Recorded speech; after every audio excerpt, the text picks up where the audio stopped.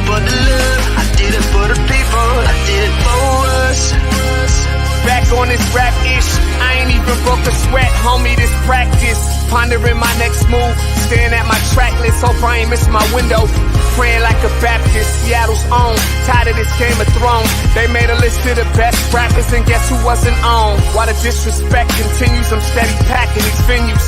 Guess if you ain't at the table, you on the menu. And I'm that spitter, baby, they don't want you to see, but everybody's out the Capitol Hills rocking with me. Boys smoke the trays and ponder getting their life together. I'm comfortable with my role, so I'm like, whatever. Me? I ain't got a job, but I work hard. And you don't work hard, but you got a job. The irony is I'm judged while you feel the applause. I'm slept on, that's why I had to set this alarm. My dudes is armed, I'm armed with this arm charm. Body banging like she got that cream from Barry Bonds. Yeah. I did it for the city, I did it for the love, I did it for the people, I did it for us. X-ray season is here, a real hitter with a mic, I'm everything that they fear. With that, hood ain't the same, I was all on their ass, I'm level-headed. So yo, my dudes love when I spaz, and I'm so over Seattle's passive-aggressive attitude. They don't call you back, what they really saying is F you. While I'm from the same place, I move at a different pace. I prefer if you just said it to my face, damn, I did it. I did it for the city, I did it for the love, I did it for the people, I did it for us. Average dudes with they average spit, writing average rhymes, knocking average chicks. The closer I get, I can feel the people starting to shift. I'm loyal to a fault, and everybody can't come with. Rap's a rich man's game, I'm only playing with change. They bang models and singers, I'm knocking my old flame, I'm different. The crowd, I move with the chosen few. Black thoughts, I could be the front man for the roots. No diamonds and gold, I'm on my sticks and stones. If we can see your panty line, you should have on a thong. My team is strong, through this fire we forged a bond. And they already know what it is when I get on. To the hearse, party like it's December 31st. When I'm on my deathbed, I probably cracking my nurse. You ain't got the bars to compete, I'm a verbal athlete. Deflating these boys so they say that I cheat. Damn, I did it. I did it for the city, I did it for the love, I did it for the people, I did it for us.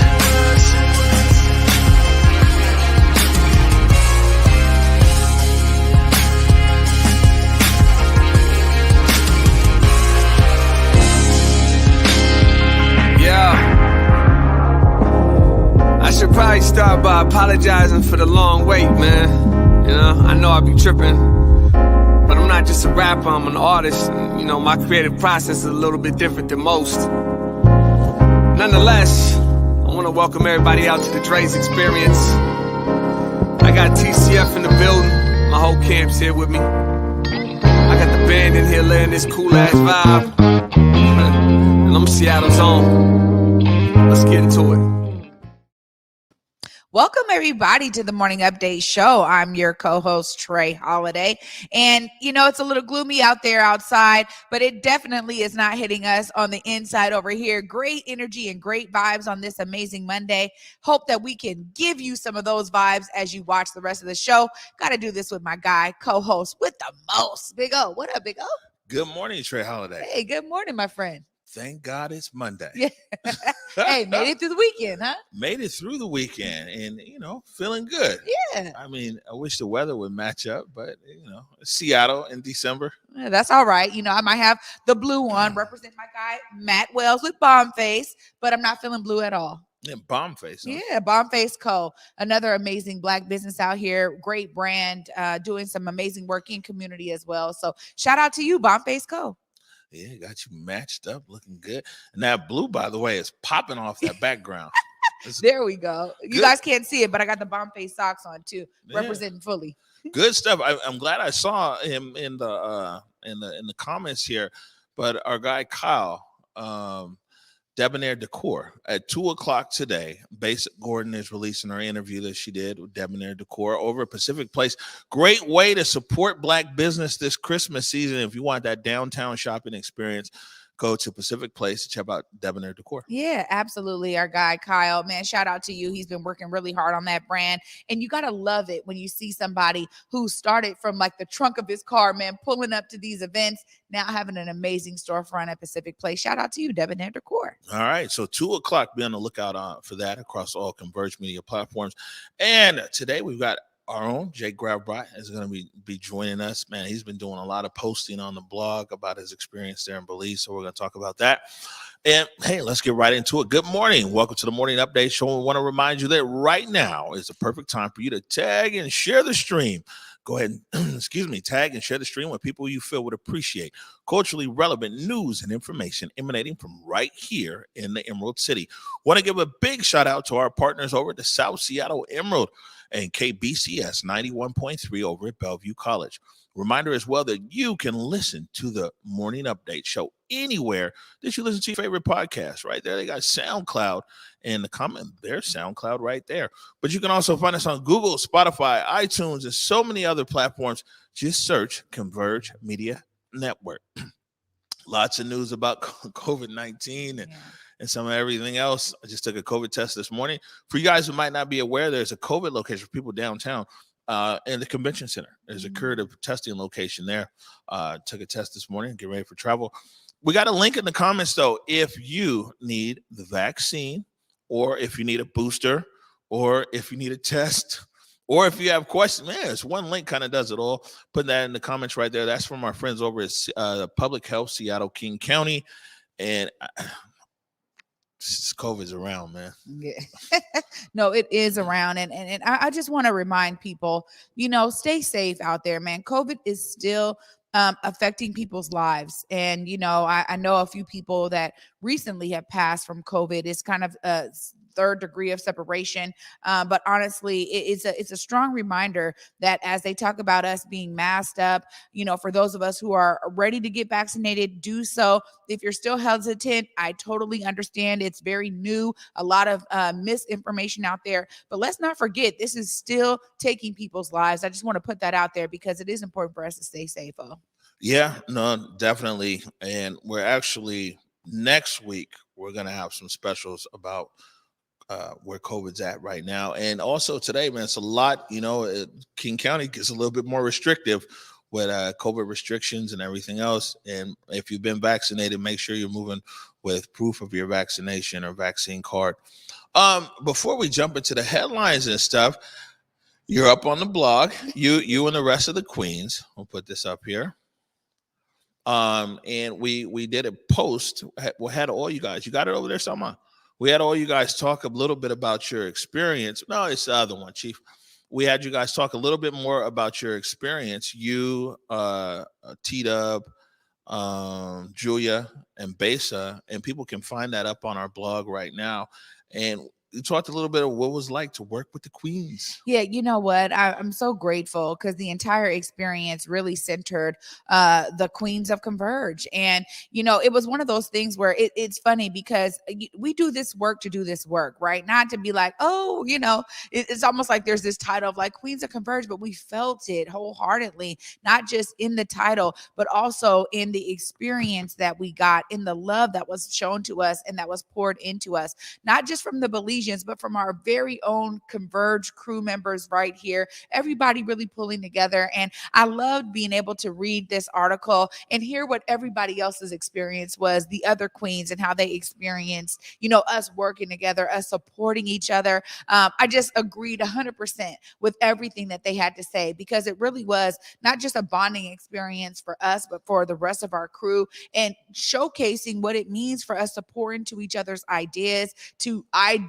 have idea sessions, right in our hotel rooms. We were doing all of it. And shout out to the Belize Tourism Board for giving us a whole blueprint on seeing a lot of the country that really fueled our ideas and inspired us to want to be able to make sure that we're telling so many stories of the people there in Belize and the amazing work that they're doing over there. So, it was just a great time all around. Right. We'll put the link there in the comments to that blog post. And then you got a little video clip right here. This is Brady McAtee broke out the drone. And man, look at this right here. Yes, here we are at the Belize sign. And it's so great because when he pulled out this drone, honestly, I was like, I know this is going to be some dope footage. It is a beautiful sign, but it also is in a great location where you're still able to see the Caribbean Sea right behind us, right there on the edge. And it is a huge tourist attraction. We drove past it several times and saw people lining up to take photos here. So I'm glad that we got to get there at a point in time where not too many people were there. And you know what? Shout out to you, Brady, because you were so on point with the footage, and everybody was just on point. They're like, Jake did a bunch of photos, so we had a really great time at the sign. All right, good stuff. Like I say, you can check that more of that out on our blog. Man, I got an email the other day, and actually I just reached out to council member Deborah Juarez, see if I might be able to talk to her today. Deborah Juarez is running for city council president, and a lot of the tribes have all come out in support of Deborah Juarez, and a lot of different other groups as well. And I'd really like to speak to Councilmember Juarez as to why she's running for council president, and I mean, how does she think she could be an effective leader? But yeah, clearly I think it's 9 people, so you need 5 votes to be president. The current council member president is Gonzalez, who of course will be leaving office. So council member president Juarez potentially. Hey, this is it's something that I'm not too shocked of. I think Councilmember Juarez has really just tried to showcase her leadership abilities. And we know that there are some extra responsibilities that land on the council president. But, it will be great to hear from her and see what she's looking to bring to that seat. Yep. And I haven't talked to Councilmember Herbold, but that's what my understanding is. The Councilmember Herbold also is what would like that seat for council president. So maybe we'll get an opportunity to talk to both of them. So I'll reach out to Herbold today and see if that's the deal. She's running for president, and see if we can talk to both of them. All right. Sawant Recall. Man, it's one day left. I was on the Hill early this morning. You know what I'm saying? This is like my second neighborhood, Capitol Hill. And that, man, people are out. I mean, the vote no people are out. The recall people are out. I couldn't even walk like 2 blocks. This was like 8:30 this morning. People like, hey, you know what I'm saying? Have you voted yet? Have you done this and that and everything else? One day left here on the Sawant Recall, and it's been active. This is a very competitive race. This is something I can't believe it's down to one day right now. We've been talking about this since the very beginning, since the charges got filed. And honestly, I think we understand how heated this race is and how close it may get. And this is why I'm not surprised that both sides are out full-fledged. I know just being around Garfield Park, we were doing an event and they were out there then. So the ideas around, both sides kind of trying to, canvas the territory, make sure people understand where they're coming from. It takes more than just getting people to just sign off on and say, yeah, but they have to be informed and understand what it is that they're actually either fighting for or fighting against. And that's one of the things, if you guys have not had the opportunity to kind of talk to one of these representatives on either side, they really do try to present a clear case. So yeah, no, they're out there. And again, this election is just for the people in District 3. And that's Capitol Hill, the Central District, Leschi, Montlake areas in there. So it's D3. And like I said, what Justin Carter reported last week was that turnout is already very high. And it's going to be close. So I was asking both of these, the for and against, the people that I saw up there on Capitol Hill this morning. I was like, well, what do you think is going to happen? And really both sides are like, man, it's going to be a nail biter. They really feel that, like, the turnout has been big on both sides of this issue. And we'll see what happens. And what Justin Carter kind of alluded to is that if Sawant maintains her seat, what statement that now sends clearly throughout her district, but also throughout the city. Tomorrow, 7 o'clock from 7 p.m. to 9 p.m., Tony B, Rainier Avenue Radio, they're taking over down here. And Tony B is going to be doing a special about the Sawant Recall. That's 7 o'clock tomorrow night right here. Wherever you're watching the Morning Update show, you'll be able to watch that. Hey, shout out to Rainier Avenue Radio and Tony B. So glad that we have a great relationship with them. And you know what? This is something that I think a lot of people are going to want to tune in for, because as we are reporting here now, This is heavy on both sides. Large voter turnout, which we didn't see in the local election. This issue right here has people fired up, whether they're for or against it. So I'm glad that Tony B and Raider Avenue Radio will be here tomorrow, or you said tomorrow night, tomorrow, right? 7 o'clock. That's going to be interesting because the vote will be in. We'll see how it goes. Yeah, no, for sure. All right. So for people who drive in this city, don't block the box. We'll put this up right here. This is from the Seattle Times. If you block the box in some intersections, cameras will catch you and SDOT will mail the ticket. So basically, it looks like they're putting up like 8 cameras here for trying to get people from blocking the box. The box is the middle of the intersection and also blocking the sidewalk or bike lanes. And these new cameras that they're putting in, they said that first time you block the box, you'll get a warning from SDOT. And the second time is $75 for repeat violations. And blocking the box has become a bigger, more and more issue. I mean, we got just more people, more cars on the road, more usage of these roads, and so SDOT, man, they putting up these cameras. They look at somewhere in this article, and I think we got the link in there. Possibly they said they're looking to get like 2.2 million. They said that revenues are unknown, but a city council analyst note in the fall 2020 estimated an operating cost of $48,000 per camera and projected 2.2 million first-year income to fund safety programs if 10 cameras were activated. So these guys put up 10 cameras, they're going to check in 2.2 million. Oh my gosh. So it's almost like, do they want people to really not block the box, or do they want them to block the box? Well, maybe they're doing this based on, data that they have of people blocking the box. I am concerned, or like really curious to know where these cameras are. I want to make sure my car is never blocking the box. I think I try to really work hard in terms of parking, but you're right. Sometimes it gets really difficult out here. And so it'll be interesting to see how these revenues come in, honestly. And maybe people will be more alert, as fines come in, they're like, look, okay, I got the one warning. I already know what not to do. Maybe it'll dissuade people from doing so. Yeah. Some people in this city got money though, man. And, I got friends who they just park illegally because they're like, hey man, paying the ticket is cheaper than parking in the garage. Yeah. And so they're like, yeah, I get parking tickets all the time. They just pay it. I mean, depends what resource people have. Speaking of resources here, the last of the money, that 100 million. Remember Mayor Durkin talked about the 100 million, right? Was this last year? Was it? Yeah, it's difficult to keep track of. 2020, yeah. Yeah, it was June 2020. Mayor Durkin talked about the 100 million.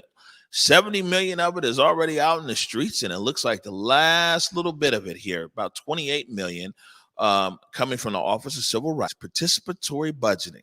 Man, we haven't said that in a long time. It's been so long that I can actually even say it right. Seattle looking for organizations to help shape one of the largest participatory budgeting undertakings in the nation.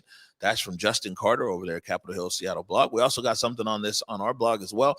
Well, Trey Holiday, they've met the end of the year. You know what I'm saying? That was a big thing. What was going to happen? They're putting out RFPs now for the RFP is for an agency to be able to manage the participatory budget. Yeah, this is something that I think community organizations and those that have been close to this issue have really been, close to this. I mean, they've been following this. And, we have a lot of folks with like solidarity budget that are like, yeah, what's going on with this? You have folks that are in community and different organizations that are looking at this. But ultimately, one of the big concerns in the beginning was getting a firm to do this participatory budgeting process that was outside of the state. And I really appreciate the approach to say, you know what, I've met with folks at Office of Civil Rights. They're like, look, we're not looking to have some outside experts. We want people that are really close to the issue. And so, hey, now is the time for those community organizations to step up to the plate and possibly go after this RFP so that it can be wielded in a real community style effort. That was the goal.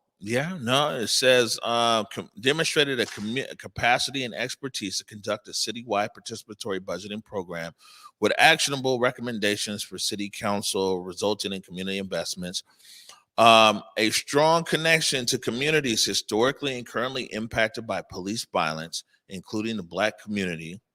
sustained commitment to work with and for historically and currently marginalized communities, and in collaboration with local organizations and coalitions led by Black, Indigenous, and I'm assuming it's probably going to say people of color here, and communities of color, communities of color, to build power and local capacity for citywide PB programming, uplifting BIPOC, queer, transgender leadership to build solidarity, and a commitment to address internalized oppression, affirming all identities and values, ending all forms of oppression, which include racism, sexism, ableism, homophobia, transphobia, and misogyny.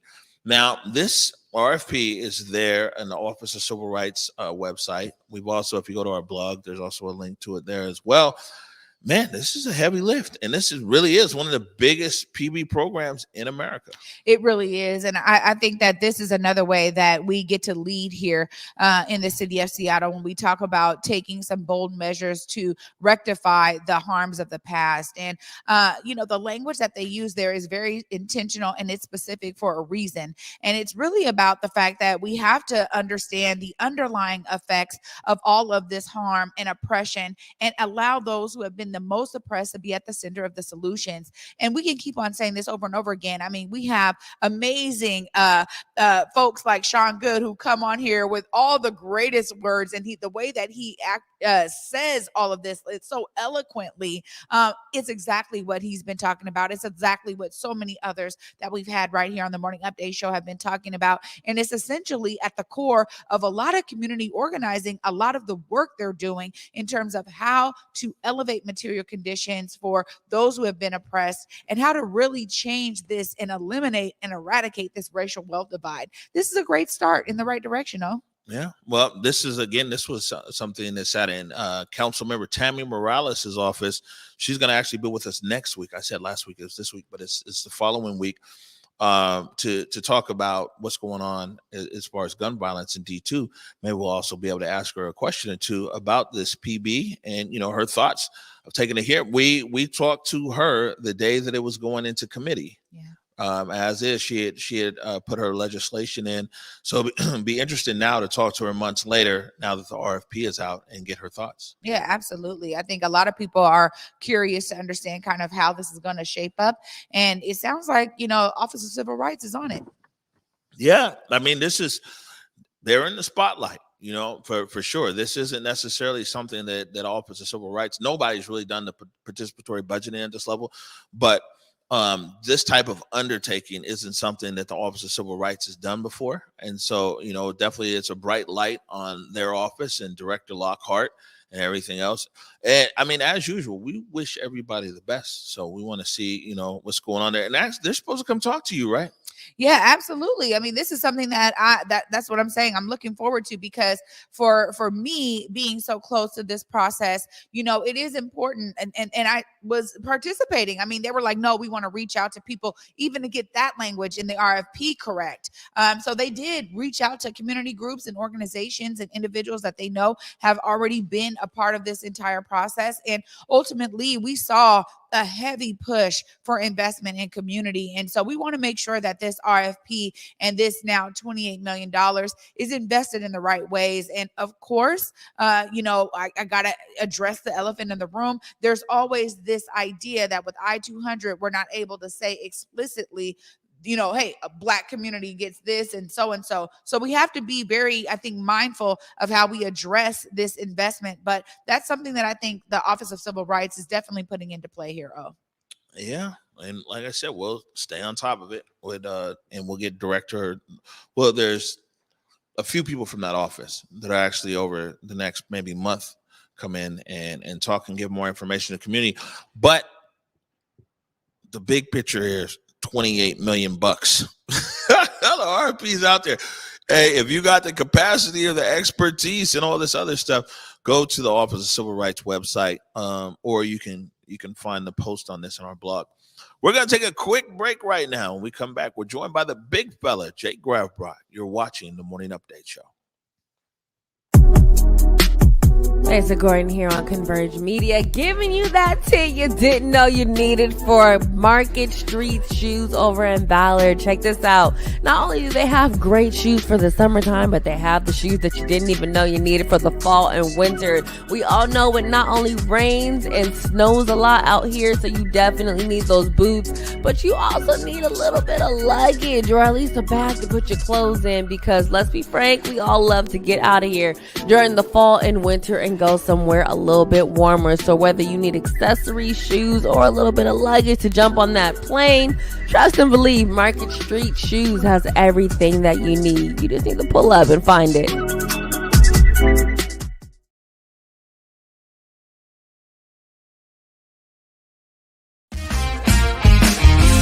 did it for the city, I did it for the love, I did it for the people, I did it for us. Back on this rap-ish, I ain't even broke a sweat, homie, this practice. Pondering my next move, staring at my track list, hope I ain't miss my window. Praying like a Baptist, Seattle's own, tired of this Game of Thrones. They made a list of the best rappers and guess who wasn't on? While the disrespect continues, I'm steady packing these venues.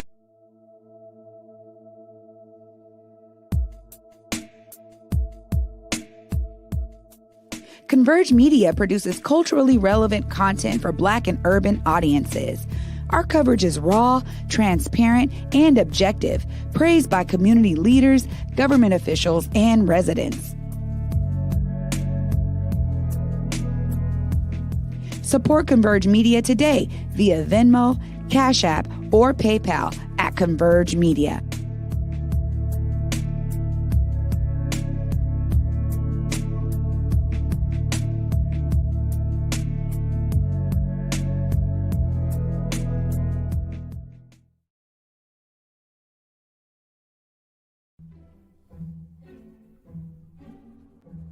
Pacific Northwest Ballet is thrilled to be back on stage with your favorite holiday tradition, the Nutcracker. Brighten your holidays with this timeless tale, performed by PNB's incredible company of dancers to the live magic of the PNB Orchestra, playing Tchaikovsky's classic score. Treat your loved ones to the Nutcracker at Seattle Center's McCaw Hall. Tickets and health and safety information at pnb.org. All right, welcome back to the Morning Update Show. Joined now by my good friend, my partner in crime and other stuff, Jay Gravbrot. How are you? I'm good, man. It's Monday, trying to hit this week with the feet on the ground. I got out this morning already, did 30 minutes exercise, ran some stairs this morning, got all my calories burned before I had even stepped foot in the office. So, it's Monday. Where you at? We're kind of matching a little bit. I saw that, actually. By the way, Wu-Tang, this camera chief, Wu-Tang forever. Everywhere I go, I be somewhere, some random dude like, "Woo, it's the Woo." You know what I'm saying? It probably is like some random white dude too, because there's always it always is. Wu-Tang always has resonated with the white guys. I don't know, and with the black guys too. But I grew up in Yakima, and people were like Wu-Tang. Yeah, it always is. All right, so we're talking about a few things here today. And one is a new experience, and the other we'll talk about a historic moment last night in the world of baseball. We're big baseball fans, even come all around Converge. But we got a new blog post that's up, and so I'm gonna go ahead and put that link there in the comments. And you talked about, what's the name of this city? Lamanai. Lamanai, and it means submerged crocodile, right? Yeah, indeed. Every Mayan city, that I was able to visit actually a couple while I was down in Belize, and they've all got, a meaning to them. And this one being submerged crocodile, and it was for pretty obvious reason. All right. And so now you took your care. We're going to put up some photos here first. Go ahead and put up the photo reel. And these are the photos. I'll just let you talk through this. Yeah, you can see right there. The various different wildlife that I was able to actually capture on the river itself. So it's a 25-mile trip to Lamanai from Orange Walk town, and you can drive it by boat or you can drive it by actual vehicle. And I chose to take a boat, private boat there. Saw so many different types of animals along the actual river and in the ruins of the city itself. But submerged crocodile, is what the city's name is for. First thing I have to say is I'm glad you made it back safe. That would have been horrible. Hanging out with the submerged crocodiles. You know why I really like these things and kind of uplifting it is because, you know, you're such a great nature photographer. And all of us were kind of typecast in the moment around the Seattle protest. Some people thought the Converge only popped up for the protest. Some people, you know, because almost every day for a long time, it was like protest photos. And so, you know, we're kind of typecast in the moment that people met us. And what's really great is that our audience is being able to see like your capabilities so much more and all this stuff that you've been doing nature wise. Now, this you shot is actually for GTFO season 2, right? Correct. Yeah.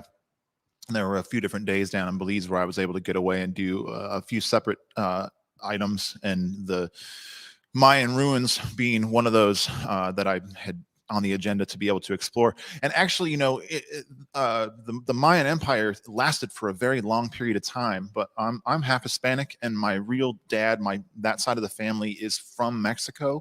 And so, you know, the Mayan Empire itself was located in Mexico, and it stretched down through Central America, with like the largest contingent of cities and population being in Belize. So there was so much to explore, and it was kind of just an interesting, you know, time for me to be able to see how what could have been like even my, you know, indigenous ancestors, what they did with cities and trade, and, you know, where they were located at. And, you know, we all know how impeccable the Mayans were with their calendar and their locations of, you know, where the sun is and stars and solstice. And, you know, they're just an incredible and fascinating culture to study and to learn about. So I kind of took it upon myself to try and flesh out some of that information and be able to tell it visually. All right, and we got some video here too. If for you guys out there that have been following Gravbrot, you know he's all about his sunrises and sunsets, and this is a sunset, right? This is go ahead and set this one over. Yeah, so this first clip, you know, I'm doing my best to try to film as much as I possibly can and get content for this. But, you know, as I'm ripping down this river with my guide, Denisio, when we were coming east and west, it bends quite a bit. And so at one point, you know, you're looking east, and then the next you're looking west, and the sun was coming down as we were going back from the city itself. And I came around this corner and saw the sun setting and the reflection off the water. And you'll see here in this clip my reaction to it.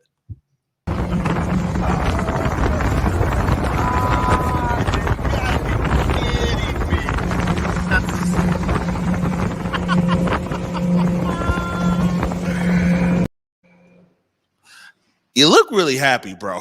I mean, I think I said it somewhere, or at least wrote it, you know, that like, I mean, I think I flourish in scenarios like that. I love the sunrises and I love the sunsets and what they signify, but you know, just the actual beauty of them too, and to be able to see something like that, like I'd never seen it before. You know, I've watched a million sunsets, but I've never seen one from on the river as you're, you know, ripping down it, you know, at speeds and angles that only the best boat captains would be able to actually navigate.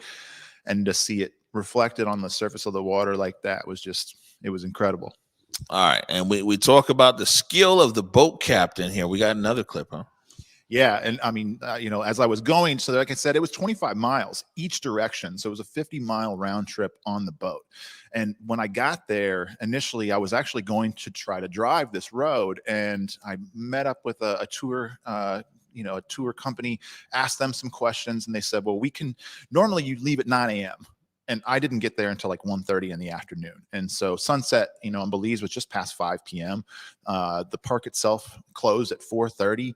And so if I was going to drive in another hour and then have to drive back out another hour in the darkness, it was like, man, this is going to be cutting it pretty close.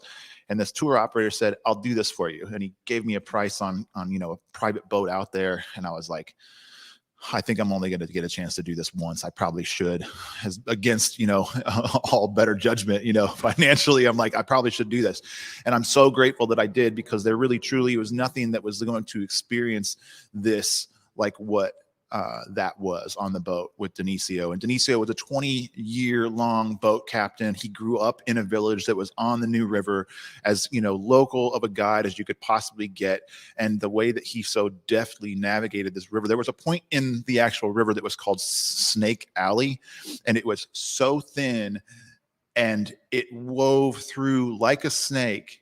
And he just, without even flinching, was just maneuvering through this river. It was such a sight to behold. And I mean, I was never at one point was I scared, which was quite a testament to, his skill at driving a boat. Go ahead and play this clip, someone.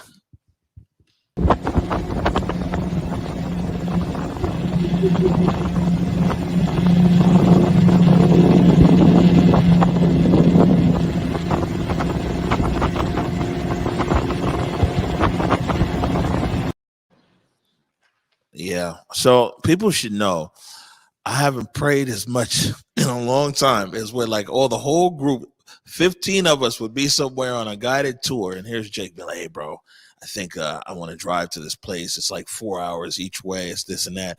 I'd be like, brother, we just need to pray. we need to pray for your savers. I was like, Jake, you got to share your contact. Let me know where you're at. It's tracking you the whole time. Good stuff. What any indication of when you think you're going to start dropping these GTFO episodes? I've got one last trip for the year scheduled tonight, and I'm going to finish filming up the rest of what I've got on my agenda. So once I get that, I'll be able to start working on episodes, and my hope would be that we can start pushing stuff through in January, right in the middle of cold season. Can we start looking at stuff to make us think about warmer weather? Man, okay, you fly out tonight at 6 o'clock. Man, I thought I stayed on the move. Who are you flying on? Flying to Maui with Alaska, because I'm always flying with Alaska.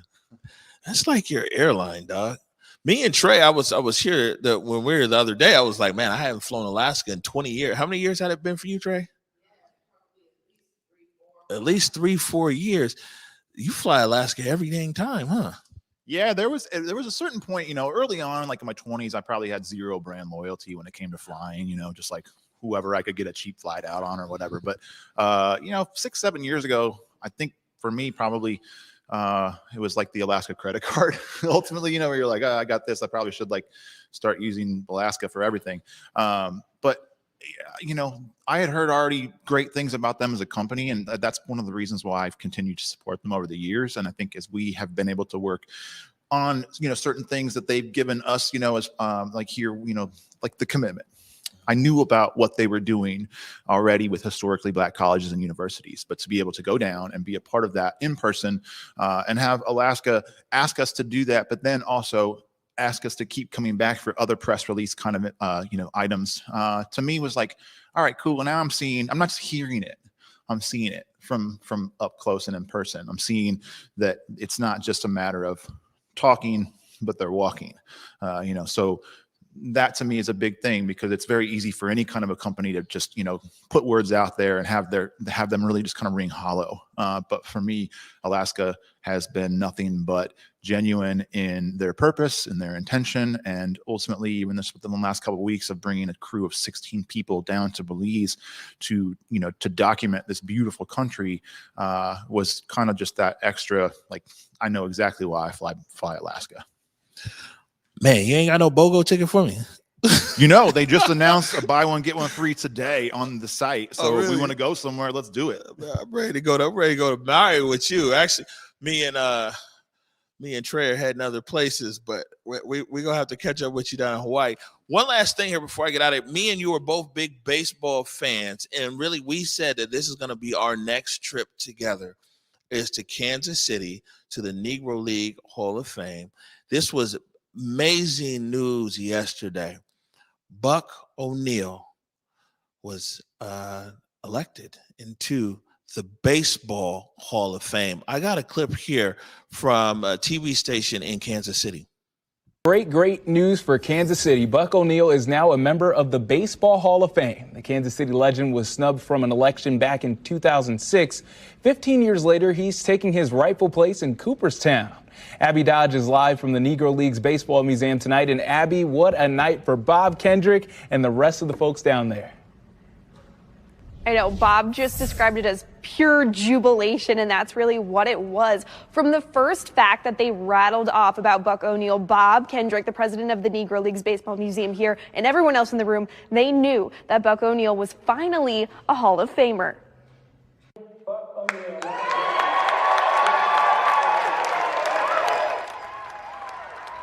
This was the crowd this evening when they officially said his name, Buck O'Neil. It was 15 years in the making. That's probably why Buck's longtime friend and now president of the museum, that doubles as Buck's biggest achievement, shed a tear or two. Out of 10 nominees, Buck was one of only 2 selected in his category. That gave everyone here a little bit of pause. Buck's name was the second read, but it was worth the wait. It means everything, because when I had to make that walk from our upstairs conference room down here to the Field of Legends in 2006, it was one of the most difficult things I ever had to do, to let everybody know that he didn't get in. And to have them back with us, to be here, no matter what the verdict was going to be, it was comforting. And I'm so glad that the outcome was what we had all hoped that it would be.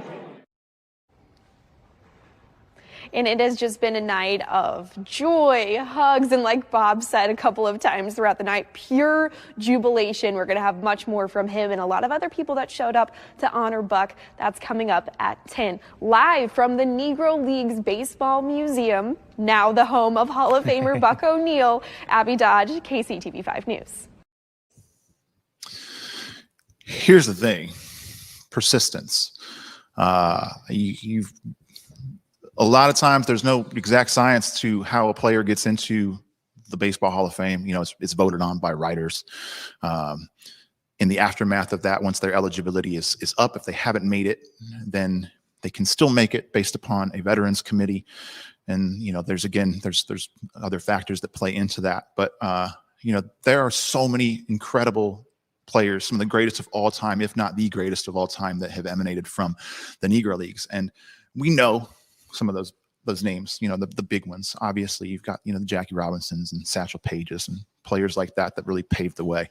But there are others, so many, that didn't get the credit and the just, you know, the due that they were deserved. And I say deserved because, you know, we're not always deserving of everything, but some of these players, they absolutely created a passion for the game in people, their community, everyone that watched them play, and their legacy should live on. And so for this to be something where, you know, in the aftermath and many years down the line, Buck O'Neil gets voted into the Baseball Hall of Fame, not just the Negro League's Hall of Fame, but recognized just globally as the game of baseball in every facet. It's pretty incredible. Yeah, and you know, Buck O'Neil, a standout for the Kansas City Monarchs, was also the very first black coach in Major League Baseball. And if you follow, I like this though, because it's like we've stayed on this, you know, about because we love baseball and we love the highlight and the contribution. We did salute to the Negro Leagues earlier this year. We've been covering all these stories, and so just wanted to make sure and uplift that. It was, you know, it's a big deal seeing that. And once these records get all merged, you know, the Negro League records and Major League records, some of them giants in Major League are gonna fall, because, you know, some of this stuff these guys were doing in the Negro Leagues, the only sport in America that we owned, by the way, the Negro Leagues, you know, but it's good to recognize that. Jake, man, people can follow your blog post now. They go to whereweconverge.com/post. And how can people follow you on social media? And also you have a Patreon, right? Yeah. You can find me on social media. It's at walk.into.the.light. Walk into the light, just with dots between. I'm only on Instagram. You can find me on Patreon as well, and that's patreon.com/getthefoutside. I try to do some specific posts on there, put full actual photo galleries in there, and I've been writing in there usually like 4 times a week or so, give full posts of actual photo stories just from getting outside. So some of that's the trips that I take, and some of that's just walking through the city and showcasing what our actual beautiful city of Seattle has to offer too. All right, good stuff. Jake Gravbrot, thanks for joining me. Thank you. Have fun in Hawaii. I will. All right, we're going to take a quick break. We come back. Trey Holiday joins the set. You're watching the Morning Update Show.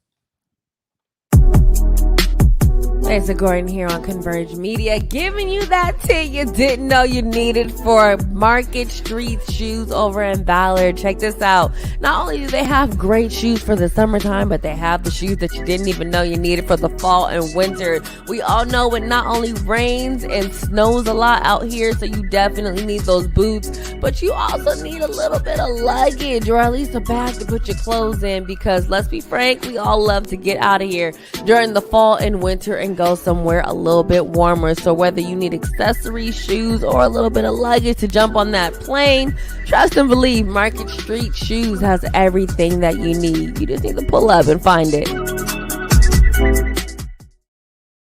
From Lincoln Center Theater that brought you The King and I and South Pacific comes a revival of the most perfect musical of all time, My Fair Lady. Playing the Paramount Theater December 28th to January 2nd. Tickets at stgpresents.org.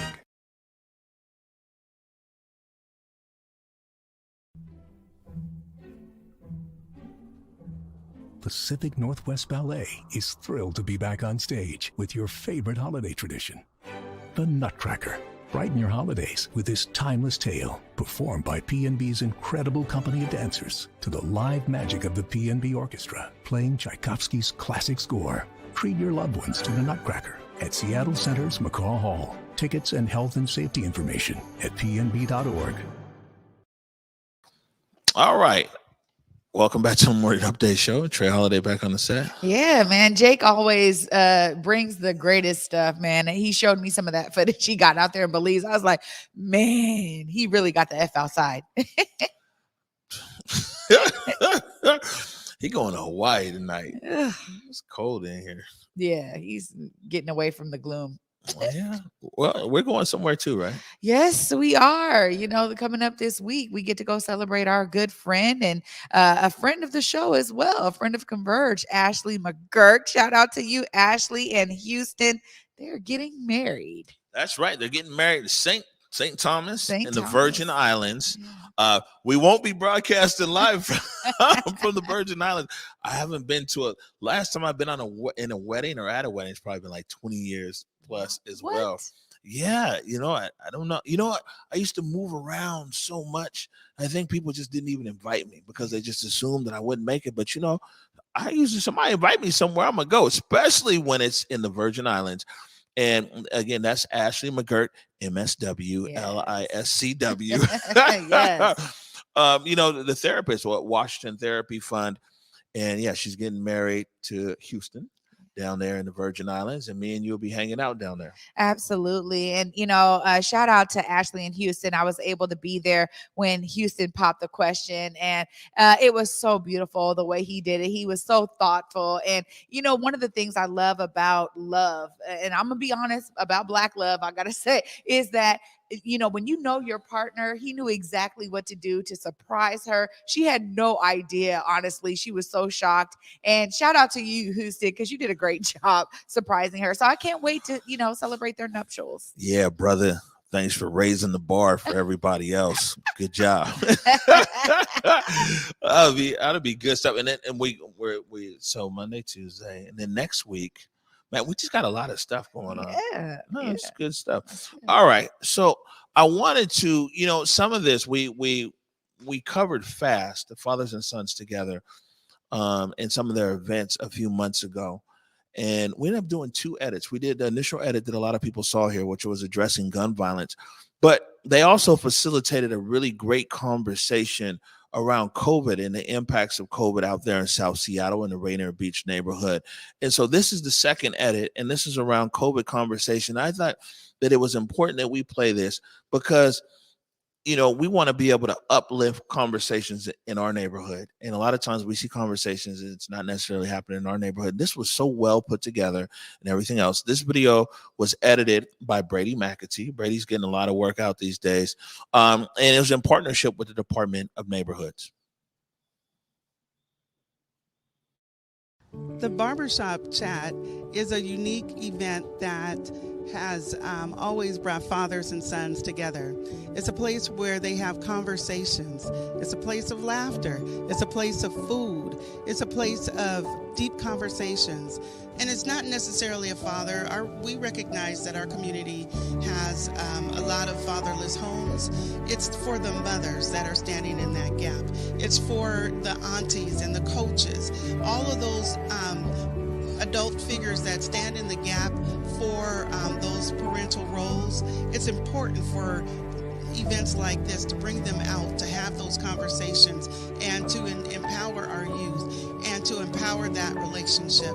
That's where bonds are formed. But let's have a conversation about COVID, and let's have a conversation about how that's impacting us as a community. I need 10 people to come up and form a circle right here. If I just need 10 people, please come on up. One of the things that's happened with this whole vaccination thing is we've been inundated with numbers and percentages and all of that. But what this really is about is forming a circle. So if everybody in this circle represents 10 people who've been vaccinated, and this is our community, this is how it works. So one of the things that we're trying to do is figure out what's the best way to maintain that circle. Circle's a very strong structure that protects. So if you all think about joining hands, I need one person to go in the center. And then if you all could join hands. So this one person is the person who's not vaccinated, but as you see, the circle is still intact and we can protect. I need another person to go in the middle. There is a sense of concern within certain communities about yet another study or another vaccine, and that might be some of the challenges that folks face when they hear about getting a shot, right? About something that they really don't know about. As a healthcare professional, I don't think collectively we've been very careful historically to protect folks in the research setting, in the care setting, so I understand the lack of trust. Again, we still have protection. 2 people unvaccinated, and these 2 people may be, if any of this applies to you, put your hand up or shake your head. Anybody that lives with you or that you know under the age of 12 has diabetes, maybe lupus, maybe sarcoidosis, maybe they're on chemotherapy or have completed chemotherapy. Those folks are vulnerable, and the vaccine is, if they're under the age of 12, won't apply to them, or when they get the vaccine, it won't work as robust as it will for those who don't have diabetes or sarcoidosis or lupus or are on chemotherapy. So another person, enter the circle. A lot of the lifestyle issues that gets us to having excessive weight, that gets us to having diabetes, hypertension, heart problem, all of those are our risk factors for having a severe form of COVID. Many of those individuals who don't have risks may have mild COVID, may beat it.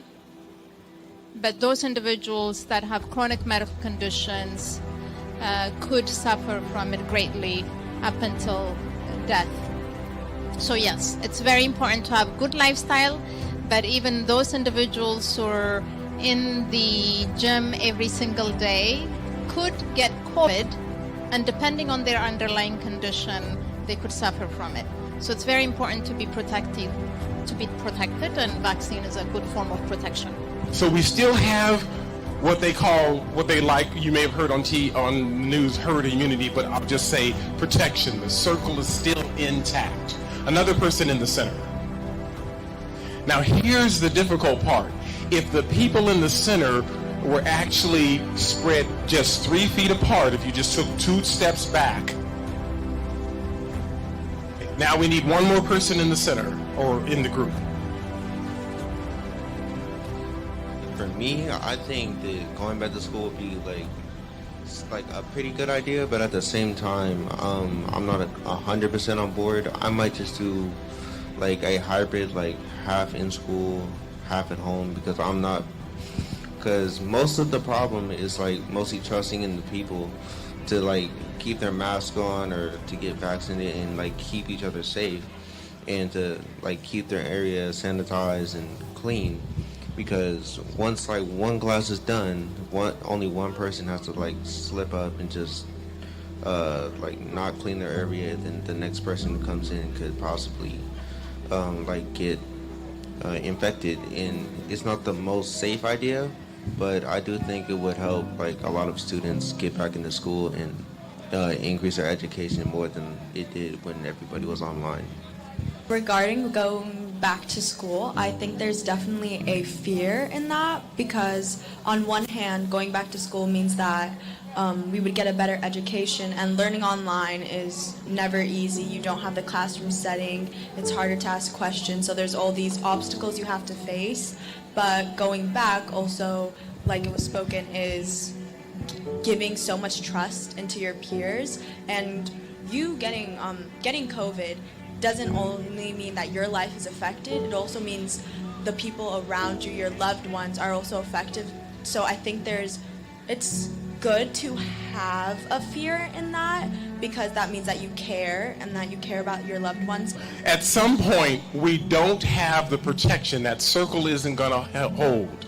So the folks that we know that we are part of our lives that we love, that are under the age of 12, on chemotherapy, have received chemotherapy, have some condition that affects their immune system. Our community, that circle, isn't as strong if we're not all committed to keeping that circle and making it strong through vaccination. It's not about the numbers, it's not about what percent, it's about our community and keeping that circle strong. And that's what this is about. Thank you. When I look around my neighborhood of Rainier Beach, I see family and friends, the people I've grown alongside, the people who I graduated elementary school with, and the people who make me feel a part of a community. I am a product of my life in Rainier Beach, built on the motivation from my mother to excel at everything I do, and given the tools to invoke change in my community. I am a part of a world that feeds off of systematic racism and fueled with fire and passion and a need to bring change and help my community thrive. I am a piece of my neighborhood. I am a graduate of Rainier View Elementary and a person who frequents the Ethiopian stores supporting immigrant businesses. I am a part of the diverse community. I am a student, a daughter, a sister, a friend, and a resident of Rainier Beach. When I leave, I want to leave behind a safe community that my little sister can grow in, a community filled with beauty and art, music, food, and happy memories. However, when I leave this community physically, I will still be tethered here, because Rainier Beach is my first home. I am amazing because of my perseverance and dedication to everything I do. I am amazing because of my love for my community and my passion for justice and change, a passion that I gained after seeing through the news and in my own city and community the injustice, prejudice, white supremacy, and racism that people of color have to face every day, whether it's a clerk eyeing you in the store or a classmate wanting to touch your hair without asking, or having to educate your peers one day about why what they said was racist, just to do the same thing again. I'm amazing because of my brave voice in discussions and my culture, music, and traditions that make me special and I try my best to share. I'm amazing because being a black woman in America is hard, for my rights from years before I was even born to now, for women's rights and equality, to having to learn to love myself in a country where beauty standards are inclusive. I'm amazing because I learned to embrace my hair, my skin color, and my culture, and learned to speak up against racism for myself and others. I'm amazing because I'm a part of a community of strong people who persevere every day and work hard to create change so they can help their kids outgo the struggle through their sacrifices. I'm amazing because of my melanin and my blackness and my strength and passion. I'm amazing because I work every day to make America a better place, starting from my community of Rainier Beach.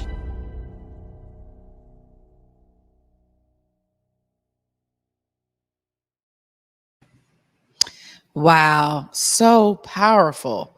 The entire piece, just so powerful. And I'm so glad that we got to see more of what that event had to offer. What an amazing edit, Brady. And honestly, that young woman speaking there at the end just gave me so much inspiration, hope, and real pride in the next generation that's coming up to understand the nuances of injustice that is happening around them and the ways that they can pull their energy and power and strength together to eradicate it. What a beautiful, beautiful event.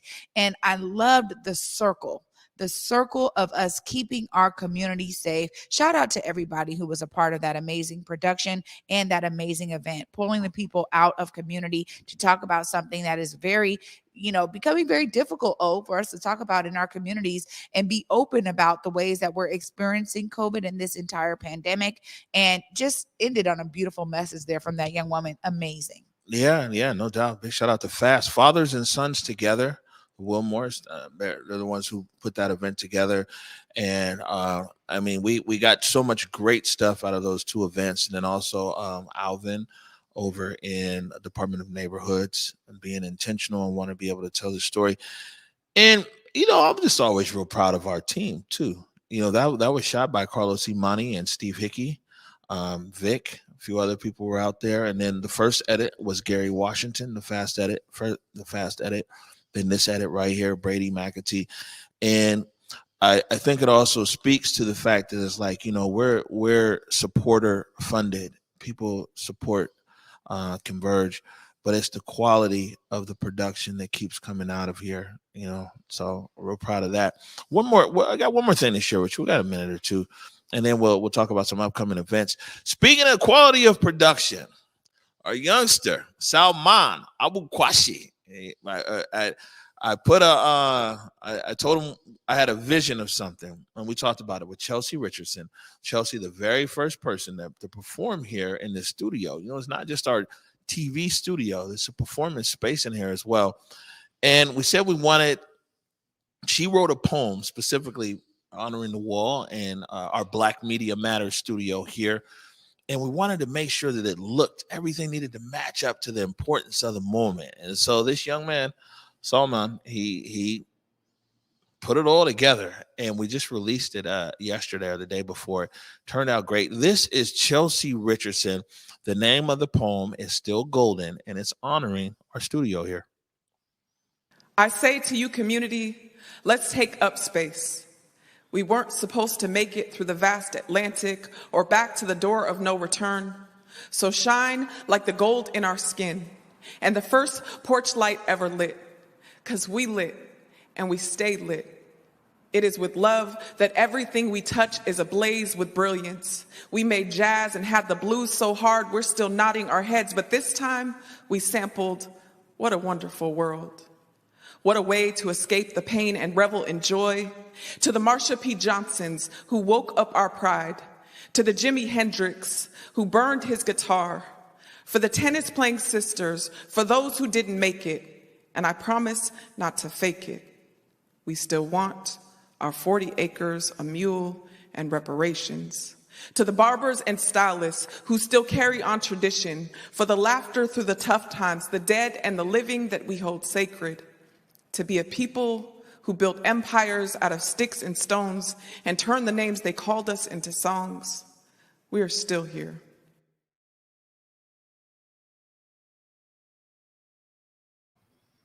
Beautiful work, Chelsea. And shout out to Salman and our production team for making it happen. And again, as O said, the first performance, but definitely not the last. It's time to unveil this space, and make sure that we start bringing our beautiful people in. That was phenomenal. And honestly, I loved every bit of that piece. And to think that every day we get the honor to be alongside all of these amazing individuals. It is such a reflection of Black brilliance that is right here on this wall behind us. And her poem definitely reflected that. Yeah, no, 100%. Thank you, Chelsea, for that. Still golden. I can't wait now to get more artists here in the space. wanted to bring something up here. We'll talk about it throughout the week. Is the Soul Market, right? Yeah, Soul Market coming up on the 11th and 12th right there at Pier 62. You know what? Shout out to Africatown Community Land Trust. I know that the Friends at the Waterfront has been meeting up with them saying, okay, let's make sure we get Black vendors in here. And I've been hearing about some amazing people that are already support that are going to be down there. And so I know it takes real community connection to make sure people know about this opportunity. I'm excited. I mean, we'll be out of town, but I was telling everybody I know, man, if you got the time, make it down there to Soul Market. It's a great way for you to support Black businesses during this holiday season. Right, and that's the 11th and the 12th down at Pier 62. Right. All right, Trey Holiday, we went overtime. Any last words before we get out of here? Oh, for me, always see yourself as a part of the solution. You see the work of Jay Gravbrot today and how his photojournalism really impacts a certain message. You also got to see Chelsea Richardson and her amazing artwork. Man, get out there. See yourself as a part of this amazing solution or create your own.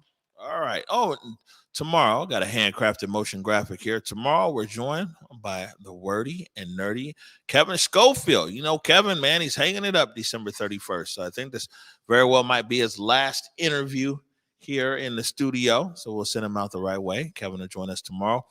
That's about it for me.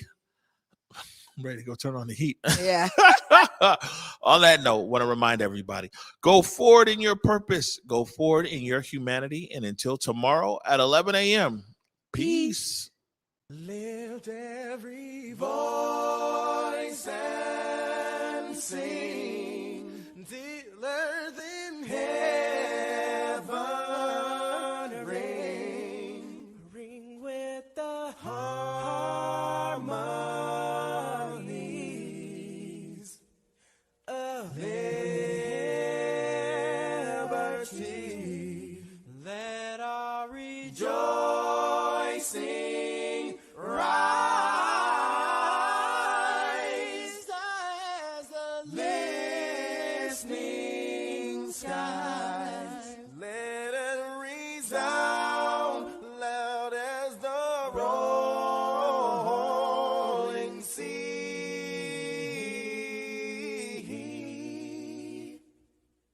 Sing a song full of the faith that the dark past has taught us. Sing a song full of the hope that the present has brought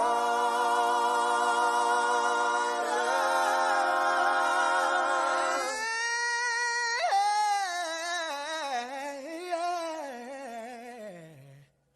Facing the rising sun of a new day.